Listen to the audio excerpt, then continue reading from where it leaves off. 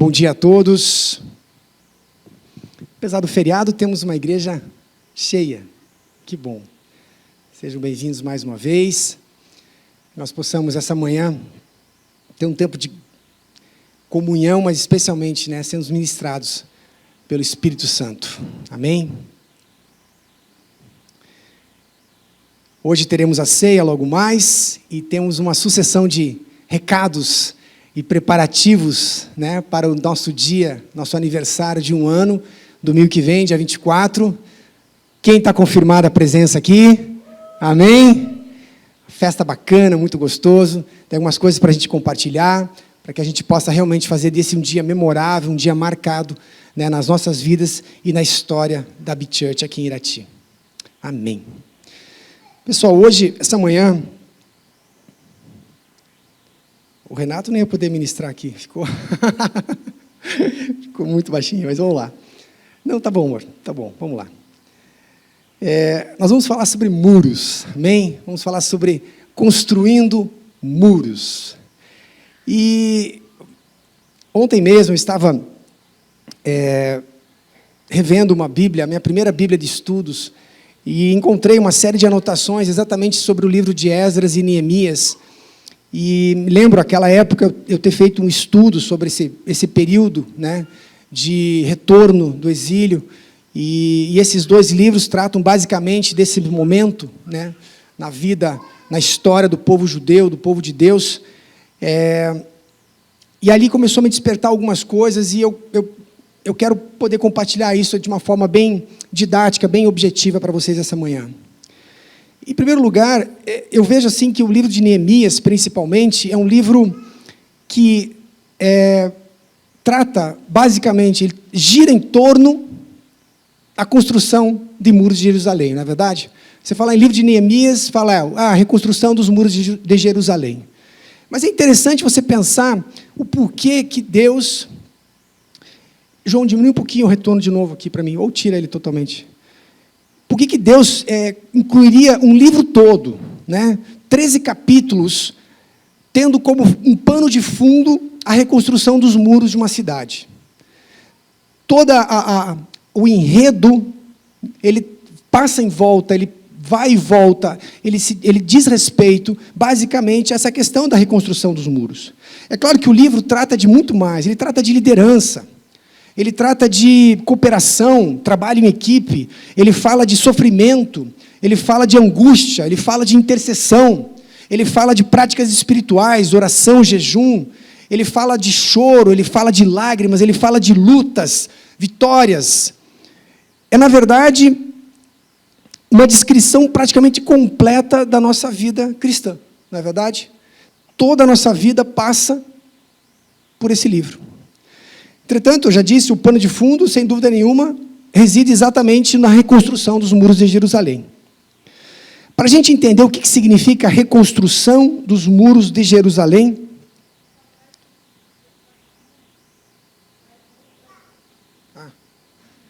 pegadinha. Para a gente entender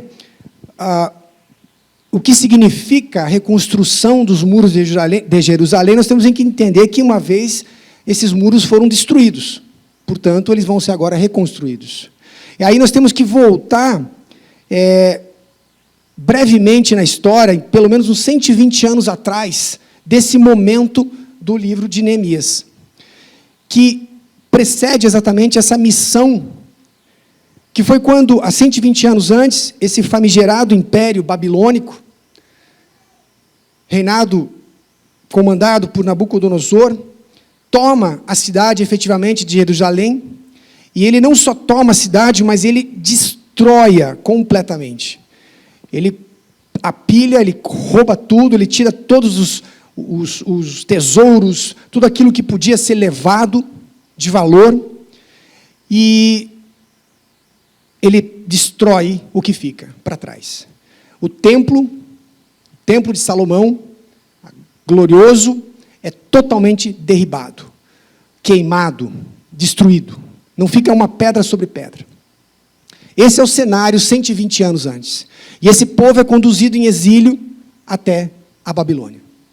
Junto com o rei na época, junto com pessoas de toda a corte, inclusive o profeta Daniel, é um desses jovens que segue também ao exílio, e esse pessoal, então, é retirado da sua terra natal. Muitos são levados, então, e somente 50 anos depois, mais ou menos, é que esse império babilônico é derrotado por um outro império que está emergindo, o Império Medo-Persa, um império maior ainda, mais poderoso, liderado agora pelo rei Ciro, o Grande, chamado Rei dos Quatro Cantos do Mundo, pela história. E esse rei toma o Império Babilônico e, consequentemente, o povo judeu.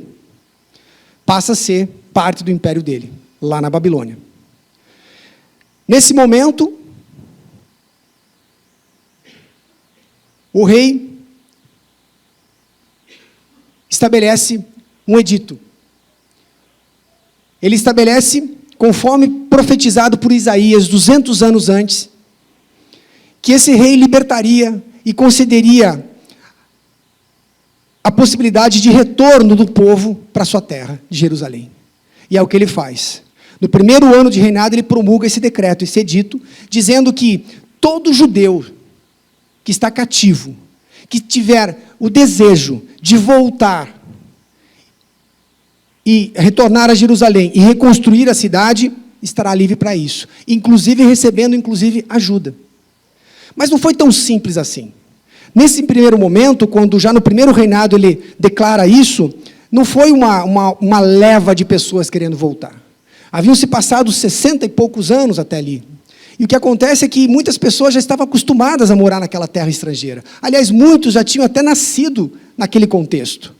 Muitos até já tinham esquecido a própria língua hebraica. Aí que entra o aramaico. E nesse momento, essas pessoas não têm um interesse muito grande de retornar para sua cidade de origem, Jerusalém. Foi preciso mais ou menos 20 anos para que a primeira grande leva, a primeira grande onda de repatriação, digamos assim, acontecesse por Zorobabel. E esse homem, ele teve o encargo, no primeiro momento, de reconstrução do templo. Presta atenção nisso. No primeiro momento, as pessoas que voltam para lá, comandadas por esse sujeito, Zorobabel, ele tem o encargo de reconstruir o templo. Para eles, a cidade significava o templo. E esse homem segue nessa maneira. Na sequência, na verdade, quase 60 anos depois, um outro sujeito é levantado na história, Esdras. Um homem versado na lei, conhecedor, na época da Bíblia hebraica, o que eles tinham era o Pentateuco, os 5 primeiros livros. Esse homem conhecia tudo. E ele, então, tendo já o templo sido reconstruído, praticamente 60 anos depois, Esdras é enviado com o objetivo de ensinar a lei, ensinar a verdade, a palavra de Deus para esse povo. Porque muitos nem conheciam mais, ou pelo menos de ouvir falar, mas efetivamente conhecer as maravilhas que o Deus de Israel havia feito. Eles entenderem que eles eram parte disso, que eles eram parte de uma promessa, que eles eram parte de um povo separado. Quando Esdras faz isso, não só promove um conhecimento da lei, mas traz sobre a cidade um avivamento. Porque o conhecimento de Deus promove isso, um avivamento, amém? Então perceba que no primeiro momento é o templo reconstruído. No segundo momento, acontece o quê? O conhecimento. O conhecimento da palavra. O conhecimento a respeito de Deus. Somente 13 anos mais tarde, mais ou menos, cronologicamente falando, é que efetivamente entra o nosso homem, Neemias. Que é então a terceira leva, a terceira onda de repatriados, de exilados que estavam em Jerusalém e que retornam, agora na Síria, na Pérsia, e retornam na Pérsia, melhor dizendo, e retornam para Jerusalém. E agora eles têm um objetivo único de reconstruir os muros. O que eu vejo aqui é, na verdade, com essa breve relato histórico, só para a gente se localizar na história, entender que isso vem acontecendo há muitos anos, esse processo, é que existe, parece, uma ordem das coisas. E é isso que me chamou a atenção. Uma cronologia dos eventos. Não exatamente focado no tempo que cada um levou. Percebemos que a reconstrução do templo levou muito mais. Que a exposição da palavra foi mais objetiva e que a própria reconstrução dos muros foi realizada em 52 dias, miraculosamente. Não é esse o ponto maior, mas, especialmente, eu quero que vocês atentem na sequência das coisas. O templo, o conhecimento e os muros. O templo, o conhecimento e só então os muros. É fácil a gente conseguir traçar um paralelo nas nossas vidas com a história desses 3 homens, com a história desses 3 momentos no povo judeu.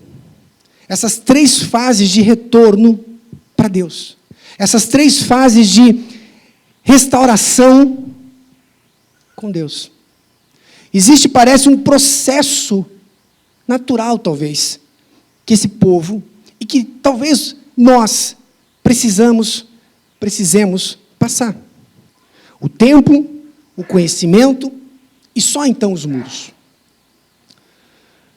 A nossa vida cristã, ela invariavelmente começa com uma igreja, ou numa igreja, e essa era a mentalidade, esse era o conceito para eles naquela época. O templo físico, no caso o templo de Salomão, era para eles o que representava a habitação de Deus aqui na terra. Era para eles, na verdade, a representação de Deus junto com os homens. Da manifestação de Deus na terra. Nós, porém, sabemos, nós que vivemos na era da graça, sabemos que quando o véu foi rasgado de cima a baixo e passamos a ter livre acesso a Deus, nós nos tornamos templos. Amém? Não existe mais, portanto, um conceito de templo físico, uma estrutura sólida, palpável.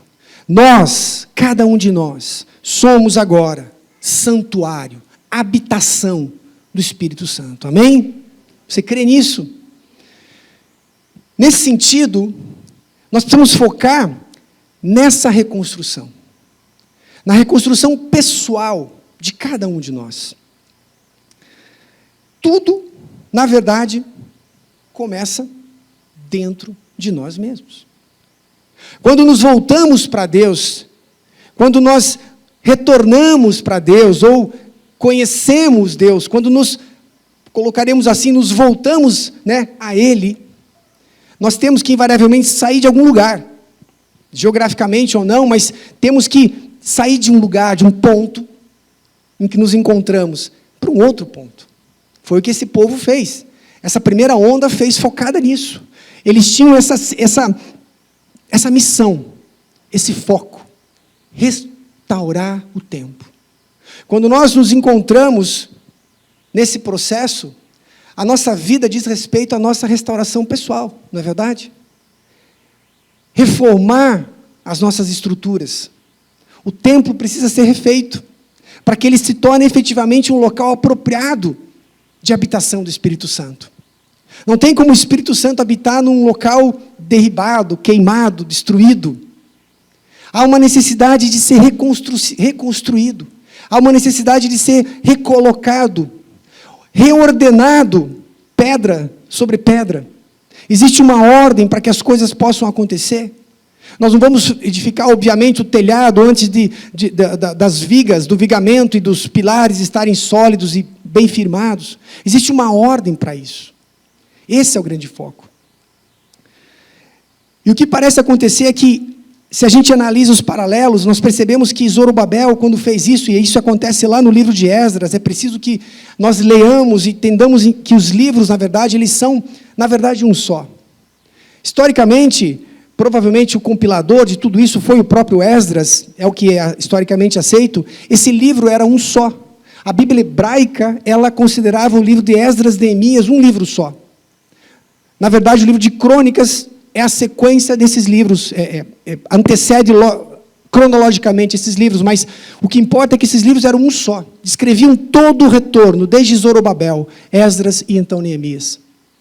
Mais tarde, Jerônimo, quando traduziu a Bíblia para o latim, ele fez essa separação de Esdras para Neemias, e deu a ele um título, deu a ele um reconhecimento pelo que ele havia feito. Mas as coisas acontecem, é uma ordem da outra. Portanto, quando Zorobabel leva essas pessoas para lá, para reconstruir o templo, ele não vai sozinho, não é verdade? Ele leva pessoas. E é isso que acontece conosco. Quando nós estamos nessa fase de restauração, de reconstrução pessoal, nós precisamos de ajuda. Não se faz isso sozinho. Nós precisamos de uma equipe. Existem coisas que a gente não sabe fazer, que a gente não sabe, na verdade, nem por onde começar. Nós precisamos de alguém mostrando para nós uma direção. Nós precisamos de pessoas nos colaborando conosco. É claro que é um trabalho que diz respeito a nós, mas existe uma necessidade implícita de colaboração.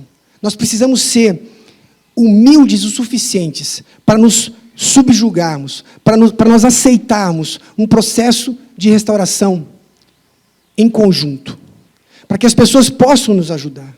A dificuldade que nós temos muitas vezes, eu falo por mim, no começo, é a gente deixar o nosso orgulho, é a gente deixar o nosso arrogância, de entender que eu sempre fiz assim, sempre foi assim, de relativizar as coisas e impedir o agir de Deus na reconstrução do templo. Ele tem uma planta para isso. Ele tem uma ordem para as coisas acontecerem. É impressionante como a minha reconstrução ela ainda permanece, já há muitos anos. Muitos anos eu venho sendo reconstruído. Tem coisas que Deus só vai mexer naquela parte da obra depois de arrumar outras coisas aqui, não é verdade? Porque senão isso pode gerar uma bagunça muito grande. Pode, de repente, tudo vir até abaixo, por falta de planejamento. E eu preciso ter essa ordem na minha cabeça. E é por isso que eu preciso de pessoas.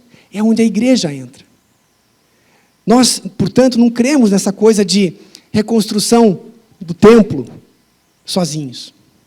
A igreja tem um papel fundamental. Amém? Nós precisamos caminhar juntos. Nós precisamos de apoio, de direção, de conselho, de oração. Sabe, porque não é um trabalho fácil. O que a gente percebe é que, mesmo no modelo de Zorobabel, nós vemos resistência grande por conta das pessoas em volta. Como é difícil você tentar mudar, não é verdade? Parece que sempre tem gente falando para você que você não vai conseguir. Sempre vai te lembrar do que você era. Sempre vai apontar para você lá atrás. Resistência, complô, palavras de derrota. Inclusive, existiram ali no momento planos para que o templo fosse interrompido, e de fato aconteceu. Houve toda uma criação de um cenário mostrando que isso era perigoso. E foi interrompida a obra por muitos anos. E é isso que acontece conosco muitas vezes. Porque nos sentimos o quê? Contrariados. Enfrentamos a resistência da mudança. O meio não aceita. E nós tendemos ao quê? A diminuir o movimento, a velocidade da obra. E muitas vezes, inclusive, paramos com a obra. Foi o que aconteceu. O templo foi interrompido por muitos anos. E essas pessoas passaram a viver a sua vida. Essas pessoas que tinham voltado para lá para reconstruir o templo, enfrentaram as dificuldades, e sabe o que elas fizeram? Desistiram e foram viver suas vidas. Foram construir suas casas. Todo o empenho, o dinheiro, todo o vigor que eles tinham para construir o templo foi investido de uma maneira diferente. Foi quando profetas como Ageu e Zacarias foram levantados. Quando Ageu escreve no 1º capítulo, porventura é tempo de habitares em casas com luxuoso acabamento, enquanto a minha casa continua em ruínas. Deus está chamando a atenção desse povo, dizendo assim, tem uma obra para ser feita. Vocês pararam na metade. As pessoas acharam que aquilo era suficiente, que aquilo seria bom o suficiente para que Deus se agradasse. Sabe, a vida deles estava focada para fora, para o externo. A gente para de querer se desenvolver. A gente para de querer mais de Deus. A gente para de querer mexer nas coisas, de querer arrumar.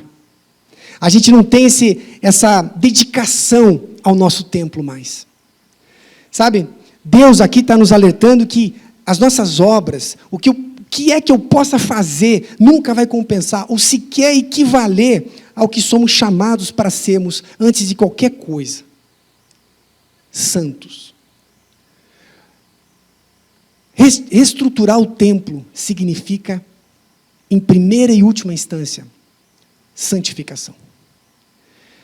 Quando nós falamos em reconstruir o nosso templo, nós estamos falando em santificar-nos, para que o Espírito Santo, Deus, possa efetivamente habitar em nós.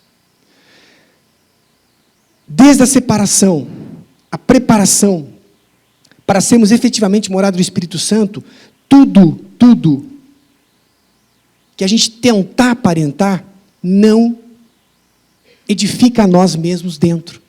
A mudança tem que ser de dentro para fora. A mudança tem que acontecer, em primeiro lugar, dentro de nós mesmos. Vamos em frente. Na sequência, e nesse processo, nós temos o quê? A figura de Esdras. Esdras simboliza o conhecimento. E é o que acontece. Nesse processo de arrumação da casa, nesse processo de reconstrução do templo, nós somos expostos à palavra. Não é verdade? É quando nós conhecemos a palavra. Nem que seja num primeiro momento de orelhada.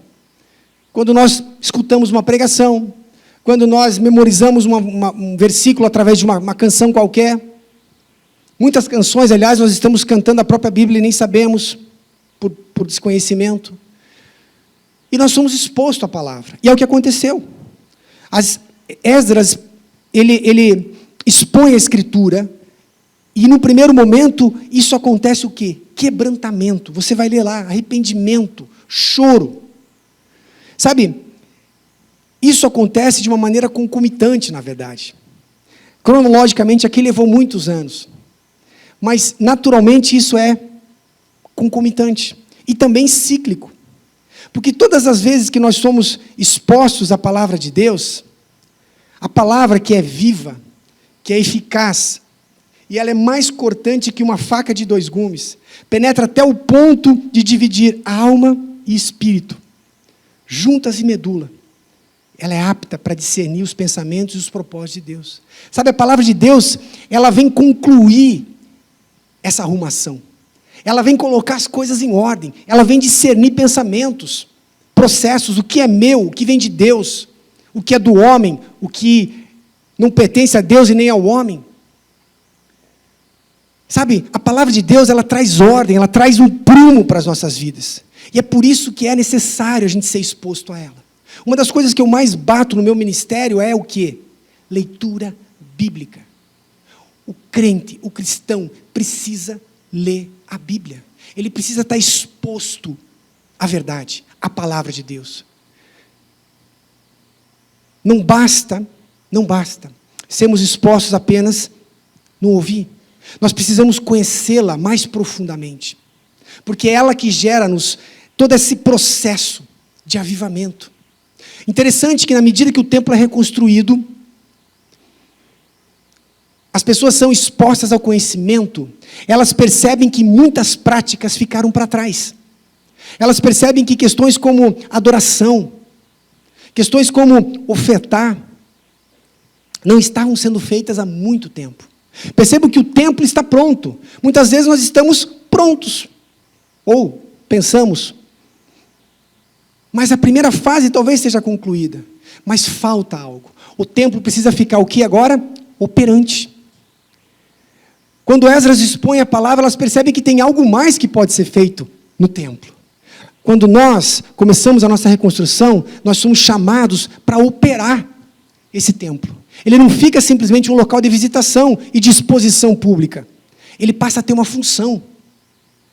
Novamente, a escala de levitas é feita, a adoração volta a acontecer, as ofertas e os dízimos são levados à casa do Senhor. Percebe que existe um processo que parece que aquela roda começa a girar novamente. Aquela roda começa a acontecer novamente. É isso que acontece conosco. Quando nós lemos a palavra, somos expostos a ela, nós começamos o quê? A nos mover nesse sentido. Nós começamos a trabalhar com isso. Essa informação passa a fazer sentido para nós. E é interessante que quando nós sabemos, nós somos expostos a um chamado. Sabe quando você pergunta para uma pessoa assim, como você está? E essa pessoa olha para você e fala, ainda bem que você me perguntou. Eu não estou nada bem. Você fala, ai, não devia ter perguntado. Já aconteceu com você? Mas é esse o ponto. Quando o conhecimento é liberado para você, você passa a ter um chamado, você tem uma vocação. Nesse caso específico de quê? Fazer algo por essa pessoa. Você passa a ter. Então, quando você começa a fazer perguntas para Deus, você começa a receber respostas, e elas são permeadas, envoltas em chamado, em vocação. E é o que acontece. Um templo, ele não permanece um local vazio. Ele não permanece um local inerte, apático. Sabe como, talvez, um museu, aquela coisa quietinha. Não. Existe movimento. É dinâmico. É isso que a exposição da palavra nos traz. Por isso que eu continuo batendo. Leitura da palavra, conhecimento da palavra. Busque por si só. Não dependa de outros. Claro que o conhecimento compartilhado, ele faz parte. O conhecimento revelado, muitas vezes, vem através disso. Mas existe algo que Deus vai falar com você, na tua linguagem, no teu jeito, no teu tempo, que diz respeito a você, e não a mim. Amém? Legal. E agora nós chegamos no ponto que começamos, que são os muros. Veja só, muro representa na cultura antiga, especialmente, o quê? Proteção, não é verdade? Muro, proteção. Claro que isso tem sentido até hoje, mas a simbologia na Bíblia, ela diz respeito exatamente sobre isso, somente sobre isso. Proteção. Todas as cidades antigas eram, ou basicamente todas as grandes cidades, eram fortificadas com muros ao seu redor. E quando a gente fala de muro na antiguidade, não pensa que é pouca coisa. É importante falar sobre isso. Sabe, não pensa que é um murinho pré-moldado, não pensa que é tijolo sobre tijolo, coisa do tipo. Os muros de Jerusalém, por exemplo, eu fui pesquisar, eles tinham 4 quilômetros de extensão ao redor da cidade. Eles tinham, em média, 12 metros de altura. Nós estamos falando aí de um prédio de 6 andares. E ele tinha cerca de 8,5 metros de espessura. Então, você imagina o tamanho do muro. Quando Neemias fala, vamos reconstruir os muros, você consegue ter uma dimensão da missão dele. Não era algo assim, uma pedrinha em cima de outra pedrinha. Era algo, ainda é, ou seria hoje, que dirá naquele tempo. E Neemias fica totalmente tocado, ele fica alarmado, ele fica chocado, a ponto de chorar, quando ele descobre que mesmo depois de quase 100 anos já se passou, desde a primeira leva lá, de Zorobabel, a primeira grande onda de repatriados, quando o templo foi reconstruído, depois Esdras esteve lá, está lá ainda. Quando ele descobre que a cidade, tendo já tudo isso, o templo reconstruído, o conhecimento revelado, as coisas acontecendo, mas a cidade continua o quê? Desprotegida. Isso provavelmente angustiou o coração dele. Porque sabemos que mais importante que os muros, na cultura deles, era o templo. Para eles, o templo era algo muito importante, tanto é que foi o primeiro ponto a ser tratado. Mas por que Neemias chorou, sofreu? Porque ele viu a vulnerabilidade da cidade. A vulnerabilidade daquilo que havia sido já reconstruído, daquilo que havia sido reconquistado. E nós também, enquanto templos, e apesar de todo o conhecimento que a gente pode adquirir ao longo da nossa vida cristã, nós corremos um grande risco de sermos alvo de ataque e de destruição, se a gente não atentar para os nossos muros. Nós focamos no templo, na reestruturação das coisas, na exposição da palavra, no conhecimento e os muros. Nós deixamos eles de lado. Há uma necessidade, há uma ordem necessária. O ponto de reconstruir os muros. Muitos crentes hoje ainda são alvos fáceis por falta de proteção, por falta de muros ao seu redor.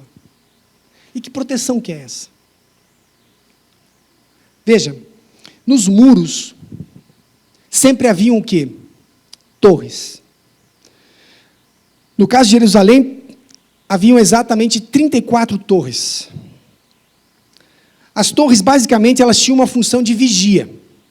E ali permanecia um vigia, 24 horas por dia, 365 dias por ano, atentando para qualquer mínimo sinal de perigo lá longe. Lá longe. O perigo, quanto mais alta a torre, podia ser avistado mais longe. Nós também precisamos vigiar, amém? Não é o que a Bíblia nos ensina? Sem cessar? Sem cessar. Vigiar e orar. Veja, são duas coisas distintas. Vigiar e orar. Uma coisa é uma coisa, outra coisa é outra coisa.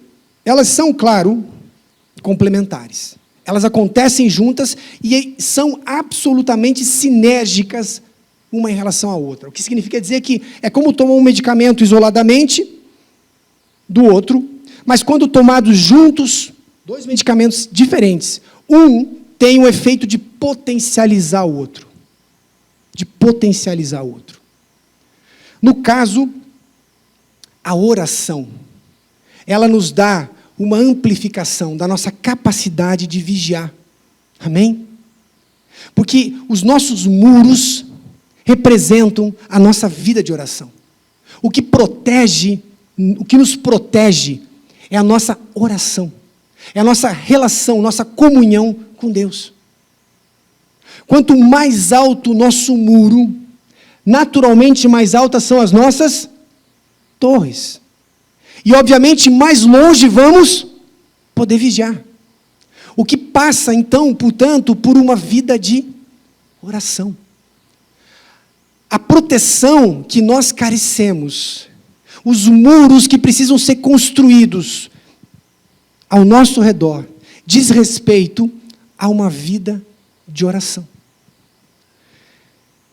Vigiar significa estar atento. Significa observar de longe. Significa, basicamente, ter um senso crítico das coisas. Tão importante hoje em dia. Sabe, numa era onde a gente relativiza tudo. Tudo é relativo.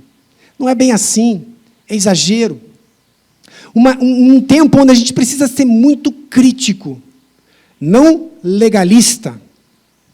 Temos que ter esse cuidado. E, de novo, é a oração. É o jejum. São práticas espirituais que levaram... Os muros foram construídos dessa forma. Com turnos de intercessão. Com oração. Porque havia uma necessidade de direcionamento, é onde você está efetivamente de mãos dadas com o exército celestial. E os seus muros estão crescendo. Sabe, quando a gente para de vigiar, a gente começa a ser permissivo. A gente começa a se expor a coisas mais facilmente. A nossa torre está muito baixinha.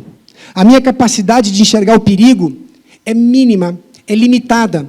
Portanto, quando eu o avisto, ele está muito próximo de mim. Ele já está aqui, ó, ele está na beira. Ele está na beira do templo. Pelo menos uma flecha, ele consegue atravessar. Uma flecha inflamada. Uma flecha que vai gerar algum problema. E é uma flecha, é duas flechas. Nunca é, muitas vezes, uma bomba de canhão, um torpedo, algo, destruição maciça. Muito difícil ser assim. Via de regra, são pequenas flechas. Mas por falta de vigiar, por falta de uma torre mais alta, sustentada no meu muro de oração, eu não consegui evitar isso antes de chegar mais perto. Eu não pude lidar com isso antes de eu ser exposto. E é quando você se expõe, sabe, hoje principalmente, né, filmografia, a mídia, conversas, você se expõe mais facilmente.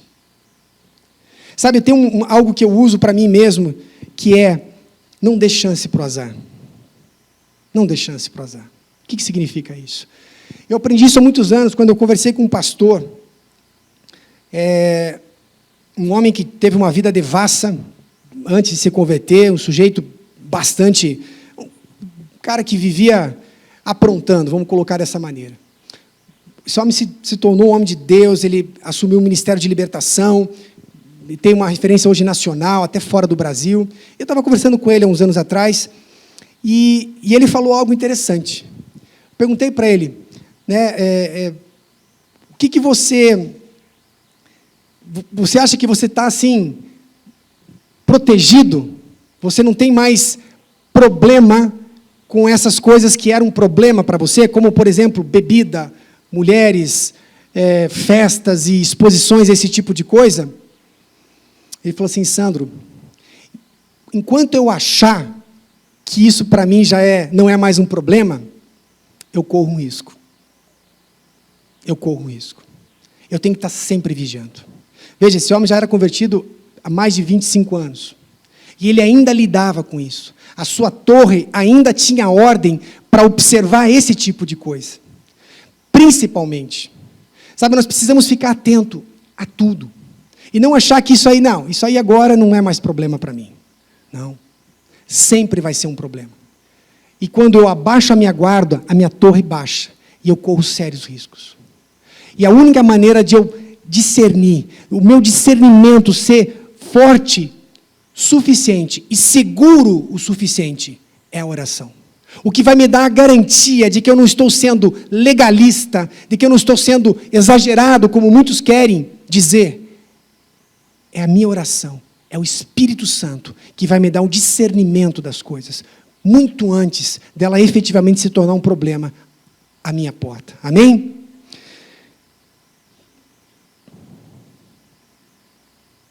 Sabe, o conhecimento, ele é fundamental. Fundamental. Conhecemos a palavra de Deus. E o inimigo quer roubar o quê da gente? O conhecimento. O conhecimento a nosso respeito. O que a palavra de Deus diz a nosso respeito. O inimigo quer o quê? Não só roubar, mas deturpar isso. Desvirtuar de alguma maneira. Confundir a gente. Sabe, lançando meias verdades. Quando assistimos alguma coisa, algum seriado, alguma coisa que já começa errado. Nós precisamos estar atento a isso, pessoal. Sabe, eu vejo muita gente dentro da igreja assistindo coisas que não deveriam assistir. E eu não estou aqui sendo legalista. Nós não temos essa prática de dizer assim, o que você tem que fazer ou deixar de fazer. Esse é o ponto. O nosso ministério diz respeito a ensino. Diz respeito à autorresponsabilidade. Diz respeito a mostrar que cada um de nós tem o dever de orar e vigiar. E jamais vai ser um pastor que vai dizer para você fazer isso ou não fazer aquilo. Aliás, não permita que isso aconteça. Mas seja você a ser o autor da sua vida. Amém? Seja você assumir aquilo que Deus tem para você. E já está pronto. E o conhecimento a teu respeito é algo que precisa ser mantido a 7 chaves. Sabe, a tua vida de oração, ela precisa ser algo privado, íntimo. Veja que quando Neemias, ele chega em Jerusalém, ele tem uma atitude muito interessante. Ele fala assim: não declarei a ninguém o que o meu Deus me pusera no meu coração para eu fazer em Jerusalém. Sabe, a nossa vida de oração diz respeito à intimidade nossa. Ela precisa ser compartilhada com Deus e com pessoas muito próximas. Um grande erro nosso, muitas vezes, é compartilhar nosso motivo de oração com pessoas, com verdadeiros, sabe, Sanbalates, Tobias da vida. Pessoas que estão prontas para pegar isso e girar de alguma maneira, deturpar de outra e jogar contra nós mesmos. Nós precisamos saber com quem compartilhamos as coisas. Nós precisamos saber, portanto, com quem caminhamos. Sabe, nós temos que ter relacionamentos, isso é óbvio, isso é fundamental. Nós temos que viver fora da igreja. Mas existe uma diferença entre viver e compartilhar a tua vida de oração.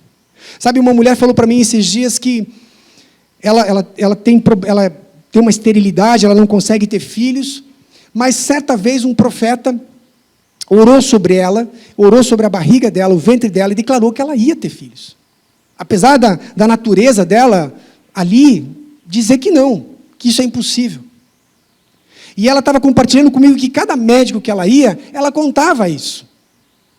Sabe o que os médicos faziam? Querida, isso é impossível.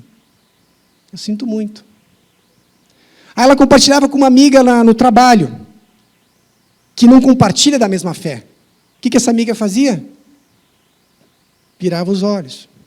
Traduzindo para ela o quê? Isso é besteira. Percebe que, como o inimigo quer roubar o teu conhecimento, quer tirar de você a verdade sobre a tua vida? Meu conselho para ela foi simples. Falei, não compartilhe isso com pessoas que não têm capacidade de entender o que significa isso. O que significa uma palavra de Deus sobre a nossa vida, amém? O que significa ter uma profecia sobre a tua vida. Não faça isso. Não jogue para fora. Não permita que essas pessoas sequer entrem na tua vida. E aí nós entramos sobre o quê? Os portões. Todo muro tem portão. E o portão representa quem nós deixamos efetivamente entrar nas nossas vidas, na nossa intimidade. Cuide disso. Preserve o teu templo. Preserve. Não permita que pessoas como Sanbalates e Tobias, e se você não sabe do que eu estou falando, eu sugiro você ler o livro de Neemias depois, possam entrar e sair desse portão a qualquer momento. Não permita que ele possa entrar no teu coração e conhecer profundamente o que você tem apresentado diante de Deus.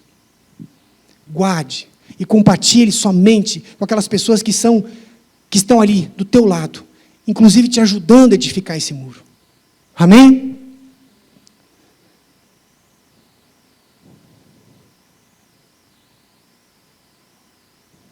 Eu quero encerrar aqui, pessoal, com algo que eu aprendi do meu pastor, pastor Danny. Algo que tem sido para mim uma referência. Algo que eu procuro colocar na minha vida, de maneira prática. Um dia ele me disse assim, Sandro, o que eu espero de você é que você possa amar o que ele ama, honrar o que ele honra e ver o que ele vê. E eu anotei isso, para não me esquecer. E sabe, esse tipo de vida, esse tipo de premissa na tua vida, só vai acontecer com oração. Só vai acontecer com um tempo de intimidade com Deus. Nós não estamos falando aqui da torre de oração, da oração intercessória dentro da igreja. Nós estamos falando de intimidade pessoal, intransferível. Tua, minha, com Deus, com o Espírito Santo. A maneira que você se apresenta diante dele. de joelhos, sentada, em pé. Mas você ter essa vida de oração. Esse momento onde você se expõe a Ele. Onde você se apresenta e onde você ouve da parte dEle. Onde você edifica a si mesmo. Onde os seus muros são levantados. Onde a sua torre de vigia passa a ficar mais e mais alta. O teu senso, o teu discernimento passa a ser maior, cada vez mais. É onde você consegue efetivamente, é na tua oração. E essa manhã aqui, a mais que eu quero conversar com vocês, diz respeito exatamente isso. Conhecimento, leitura, mais uma vida de oração. Uma vida recheada de oração. Uma vida de intimidade. Uma vida onde você seja capaz de separar algo para Ele. Amém, queridos? Amém? Todos muito quietinhos, todos muito pensativos, né? A minha ideia aqui sempre é despertar algo.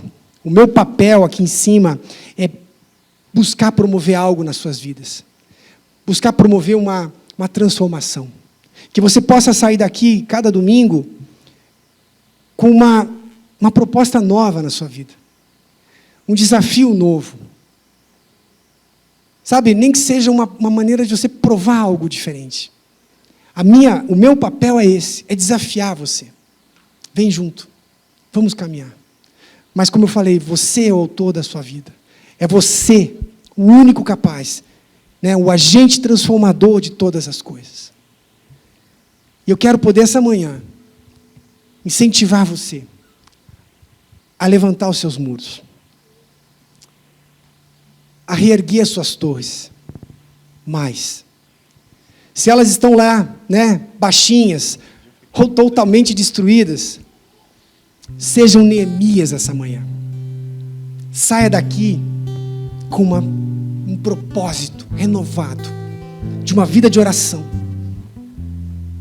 Separe o teu tempo, trabalhe com isso, disciplina, como tudo. Experimenta. Pode ser que comece com uma pedrinha, mas saia daqui decidido a reconstruir os seus mundos.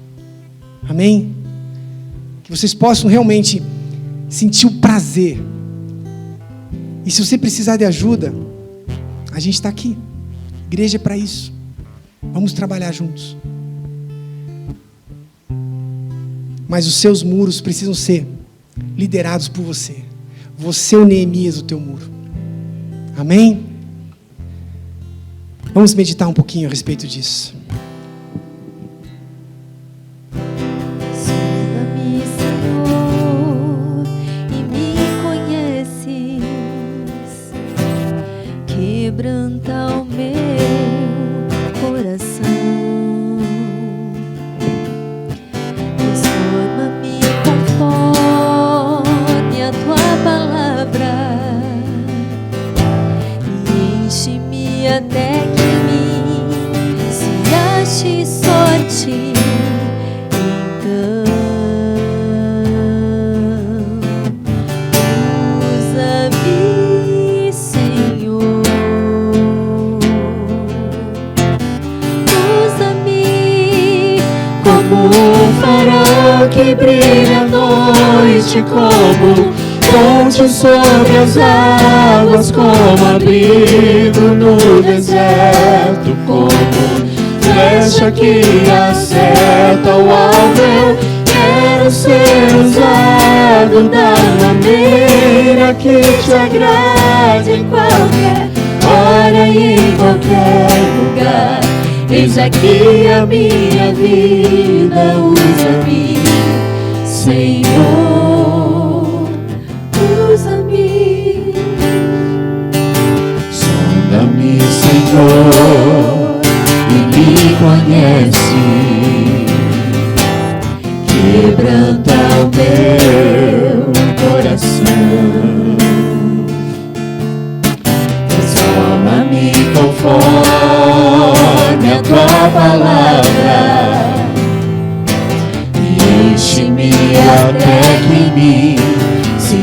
pertence só a ti. Então,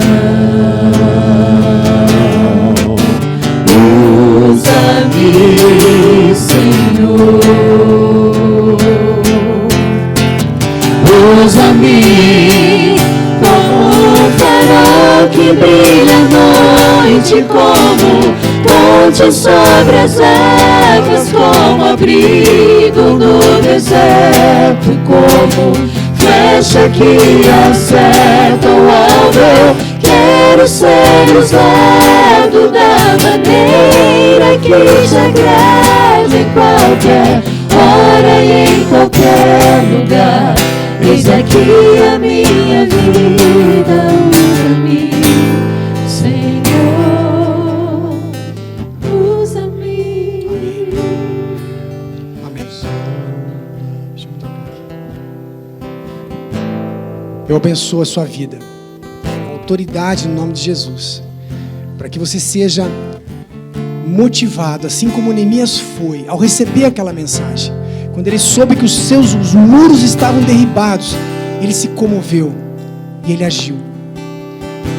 Eu oro para que essa mensagem seja como a que ele recebeu aquela manhã, referente aos seus muros. Que você possa receber isso como um chamado para si mesmo, de restauração, de reestruturação, de reerguimento dos seus muros. Que você possa ser hoje motivado sobrenaturalmente a uma vida de oração, a uma vida de comunhão, de intimidade com Deus e o Espírito Santo e o nosso Senhor Jesus. Amém? Aleluia. Deus abençoe, queridos, poderosamente. Vamos aplaudir o Senhor Jesus?